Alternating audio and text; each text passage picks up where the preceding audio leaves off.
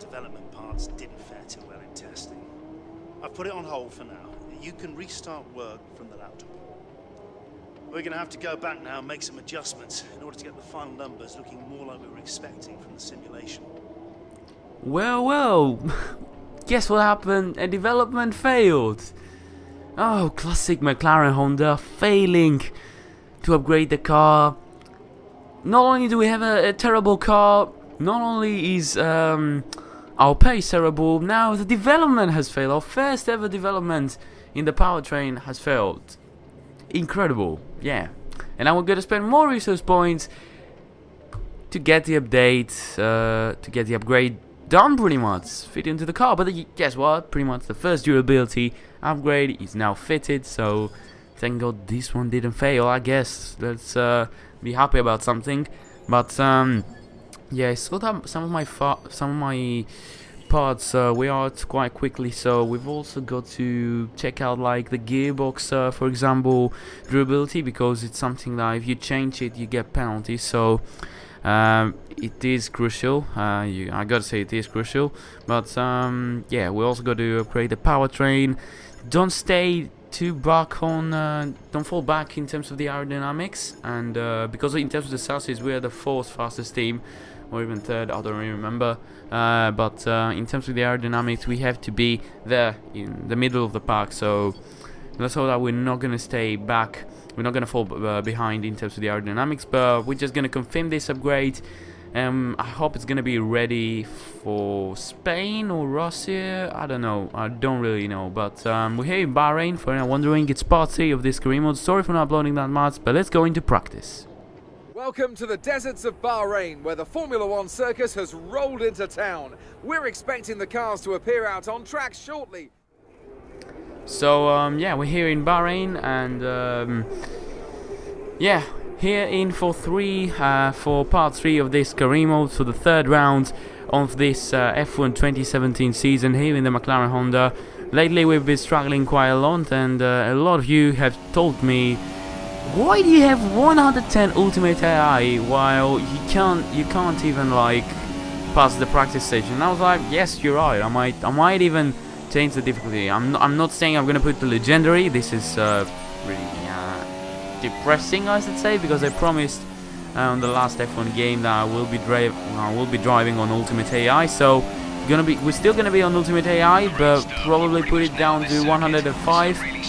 Probably that, yeah, because we've been struggling a lot in terms of pace. Not only is the McLaren bad, but also my driving is not that bad, but it's not for that kind of level.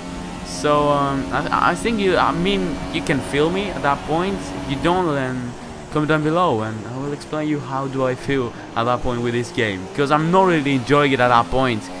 Being like last and 1 second of the pace from Ericsson is not the funniest thing to do in your free time, pretty much. But we're into practice. This actually time we're still on 110 Ultimate AI, for anyone wondering.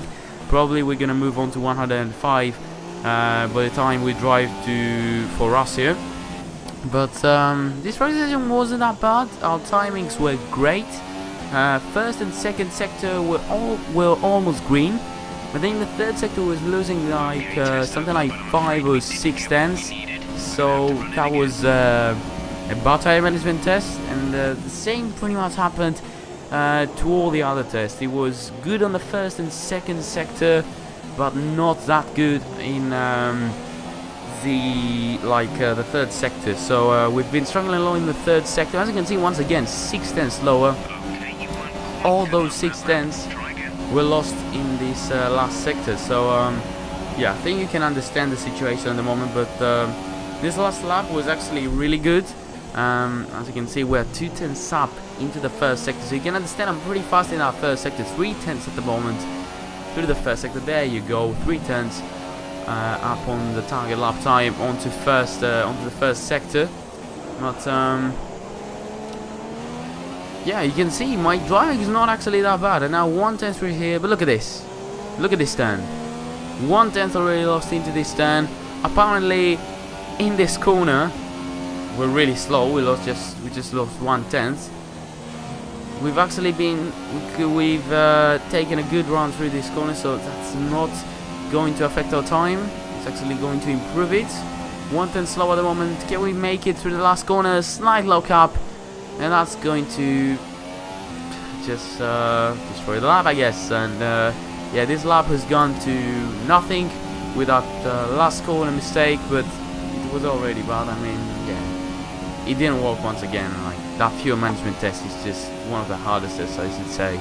But next up was the race strategy test, which once again we were good in the first sector. As you can see, just 1/10 slower, and then in the second sector we were quite slow, and then again in the third sector we lost something like 8/10, and in the second sector something like 3/10. So you can understand that third sector is currently killing me, and the same happened with all the other laps, and the same happened also with the last lap.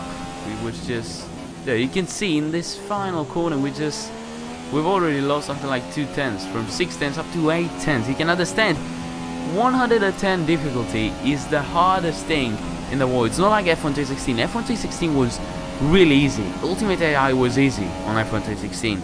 I was like in a slightly faster Renault than the Red Bull, which was the fastest car pretty much, but I had the fastest car, but you could win in Ultimate AI. This time it's just, for example, I drove the Ferrari in the Grand Prix on Ultimate AI and I couldn't win. Like, I mean, it is pretty hard. So yeah, confirmed from Russia.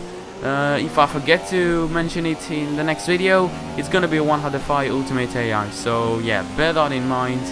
We're gonna have Ultimate AI still, but it's gonna be a 105. But this lap was just fluffed up there, as you can see. We lost a lot of time there in this corner. It was a corner that I was struggling at. So the braking zone is pretty strange in that corner. But yeah, I gave up on that lap pretty much, and I had nothing else to do because that practice session, it started off good with the tire management test and fuel management test being quite okay, I should say, but it didn't end up good. Like, the race strategy test and the qualifying pace test just went terribly, horrifically wrong. Like, there are the results, and once again, perfect in the track acclimatization test. But I mean, the reason I also put it down to 105 for the next episode is that we need to get some resource points. Like, getting 65 resource points in each Grand Prix is not really helpful for McLaren Honda, because we need points, we need resource points, and we need upgrades on the car, and we can't really do that if we do not have the resource points we need. But yeah, it's just really, it's just awkward, the whole situation. Not getting resource points, not getting upgrades on the car, the parts also wear out, and I was like, you know what? I'm gonna qualify last. Where is like the reason to? Why not just get some penalties? And I was like, we're gonna get some new parts on the car, and that's what I did. I got an extra part on each unit of the engine, and I think that's a great strategy. I mean, when you can have penalties, like, why not take them? Like, I'm already starting from last. Like, where's the reason? If I was fighting for the championship, I wouldn't just do that. Like, you can't do that when you fight for the championship. And I was like, let's do the same with gearbox. Let's put another gearbox, and you know what? It could be like the last races, the final race of the season, when the McLaren Honda will actually be fast enough for some points, and we will need a good qualifying position at some point. And at that point, I don't really need a qualifying position, a great qualifying position. So that's why I'm just getting some extra parts on some units of the engine, and of course we got I got a fresh part of the gearbox, the 5th gearbox we're gonna get for this season. But now we're pretty much ready for the race, because I'm not gonna do qualifying. We're already gonna start from last position, like, with so many penalties that we have. So yeah, let's go into the race, and hope it's gonna be a good one, guys. So yeah, let's get there, and hope we're gonna get some points, I guess. Take you so far. Beyond that, you need good racecraft and you need good consistency. And a little bit of luck too, I'd say. This is one of those circuits where the safety car always seems to come out just at the right time to condense the field together and mix up the cars on different strategies. It's hard on brakes, it's tough on fuel, and the main overtaking opportunity is down into turn 1, where it's easy to outbrake your opponent and potentially have a bit of argy-bargy as well. So yeah, we're ready for the Bahrain Grand Prix. I said before we get the animations of the race, let's go and get some points. Well, that's not gonna happen. I can tell you already, before we even start the Grand Prix. We might even be in the top 10, at the 10-1, but yeah, we're not gonna get points. Like, I'm just talking like... I'm telling lies. Like, to keep you in this video, like, I don't think we're gonna get points unless we get the 105. So you saw the strategy. It's pretty much an easy strategy, I should say. Going on soft, then I think it was super soft, and then again back on the soft. So pretty easy strategy to be done. Time for the formation lap. Let's get the tires warm, and yeah, we are ready to go after that, I guess. And yeah, lights are out. Let's warm those tires, warm the brakes, and yeah, get ready for the start.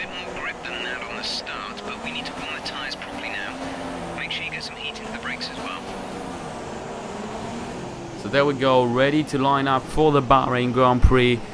We take our spots onto the grid and we're ready to start the Bahrain Grand Prix. The third round of this F1 2017 season. Let's hope for a good start. It's 2 lights, 3 lights, now 4 lights, and now it's 5 lights, and it's lights out, and away we go for the Bahrain Grand Prix. We don't get to the best start. The Zhao is already getting away from me because of the top speed, but I'm not going to complain about that. We're going to go for a dive up the inside. Let's get into the top 10 by the end of turn 1. We made contact with, I think that was Magnussen, an unnecessary contact that we lost a little bit of a template there on our front wing, but I'm going to try and go for a dive. As at the same time tries to go for a dive, Romain Grosjean, as we go up the inside of Daniel Kvyat into P11 on the set of soft tires. Just bear that in mind, we're starting on the soft, whilst everybody else is on the super soft. So next car up ahead is Jordan Powis. I'm not really sure if we're going to catch up to him.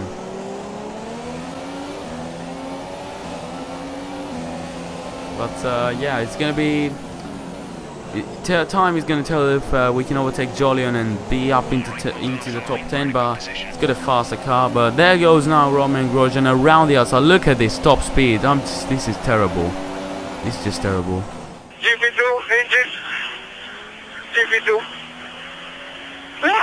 So yeah, I'll just let Fernando talk over to the radio. Just let him explain my feelings at that point. Like, what is this engine? This engine is the worst thing. Look at this. I've been overtaken in 1 lap by both Haas. Oh, actually, can we overtake Kevin? Oh, yes, we overtook Kevin. Come on. Something at least. At least I'm fighting really hard. I'm fighting really hard to hold on to my position. Now back up to the racing line. Kevin, can he go up the inside? Maybe he can make the move stick into turn 1. We lock up our front tires and around the outside of Kevin. Now in terms of the inside, make the move stick. We're still ahead of Kevin Magnussen, but it's not going to last for too long because already on lap 2, as you can see, he goes up the inside. He's just bored of me already. So closes, he uses incredibly the racing line, and he just went straight onto me. And that's another reason to lower down the 110 Ultimate AI difficulty. Like, what is this? They just cross onto you every single time. Like, you change lines, they will just not care about your line. They will just return the racing line, and boom, you're just dead. At the same time, Nico Hülkenberg goes up the inside, but probably if we stick it onto the slipstreaming, alright, he's already getting away. We have to put it up to Reeds on the slipstreaming. At the same time, Ocon is trying to get me, and 2 more cars I think they're trying to get me. Is it going to be 4 wide into turn 1? It's an incredible battle. 4 wide into turn 1. I think it's Ocon, Hülkenberg and Carlos Sainz in the Toro Rosso into turn 1, but we make it out of this without any damage there. An incredible move. We hold it onto P13.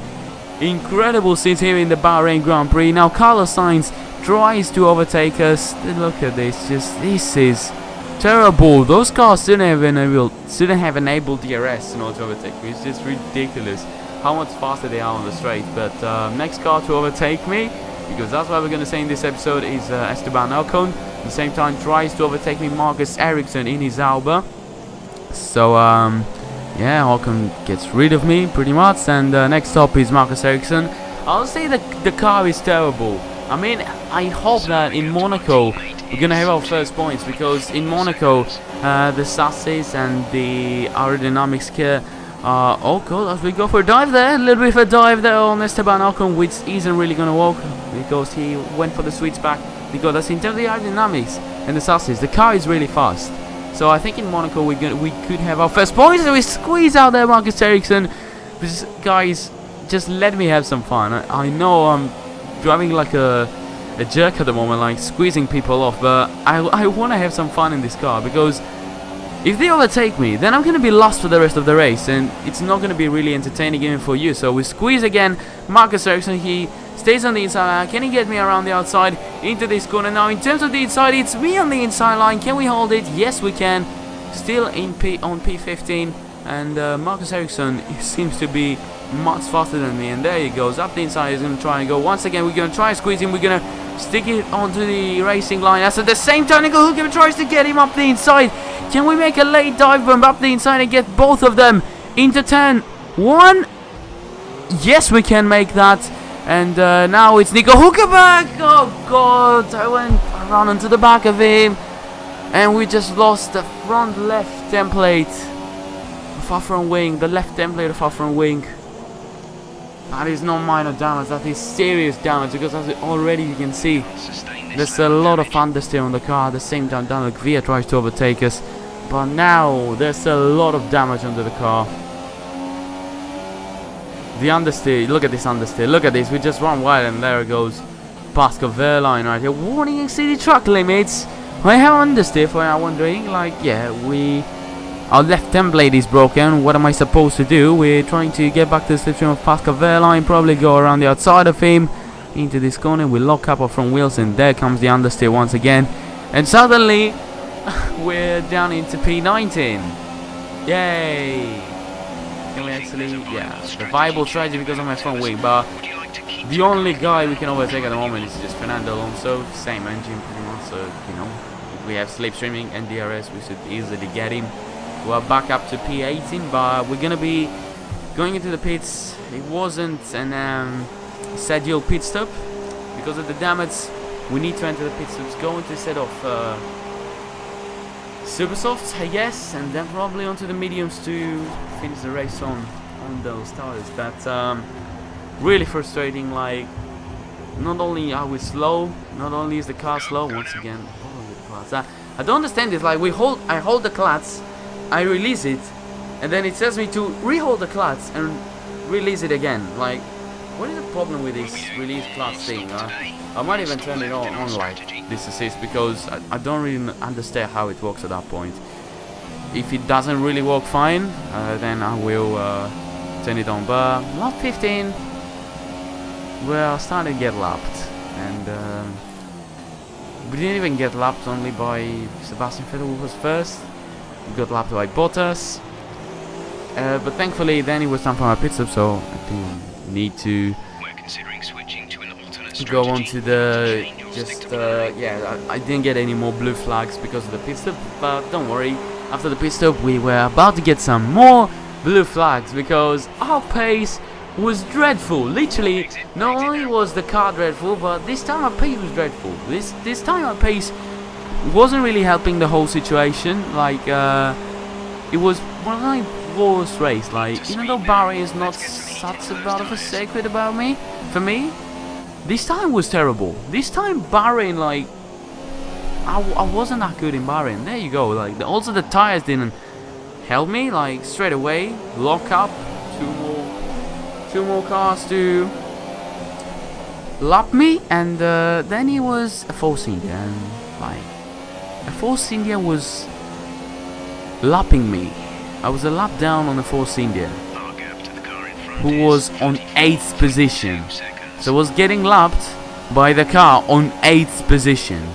I was like, no, with 9 laps remaining. I mean, why even bother wearing out a little bit more the parts of the engine? Like, there's no reason for that. It's just gonna affect a lot our durability issues. So, just gonna leave the car here and retire from the race. Yeah. I mean, where's the reason for that? Like, I should have done that earlier. By the time Vettel like passed me, I was hoping for a safety car or something, but it was lap 20. My tires were bad, the car was bad. I've been lapped by over 8 cars, and yeah, I think there was no need to finish that race. I was even bored, like, just doing laps on last position. Like, it's just boring as hell. Like, this is just, I mean, you can't understand me unless you're driving 110 difficulty on a McLaren Honda, and yeah, you're lapped by 8 cars and you can't do anything. Like, these are the race results, with Sebastian Vettel winning the race, Valtteri Bottas second, Hamilton on third, Max Verstappen on fourth, Kimi Räikkönen, actually the OP guy of this game, down into P5. Surprisingly, the Red Bull of Dan Ricciardo, even though he's starting from second position, he's going to be finishing in 6th for some weird reason. Felipe Massa down into P7, Perez and Roman Grosjean with a really good performance up into P8 and P13, P9, sorry, for Roman, and Lance Stroll up into P10, and unfortunately Kevin, Esteban Ocon and Carlos Sainz with some good performances in this race couldn't get the points and emerge into the top 10. But as for us, terrible race, terrible practice session. We didn't even have practice in this one, so straight away I confirmed that already. From this episode in Russia, it's gonna be 105 difficulty, and I promise you, I'm not really gonna lower that from 105. I mean, it's still Ultimate AI, but this really shouldn't be named. The 110 difficulty should be named Ultimate. It should be like something like more than Ultimate. But that's it for today. If you enjoyed, smash the like button, subscribe if you haven't already, follow me on Twitter, and I'll see you next one, guys. Goodbye.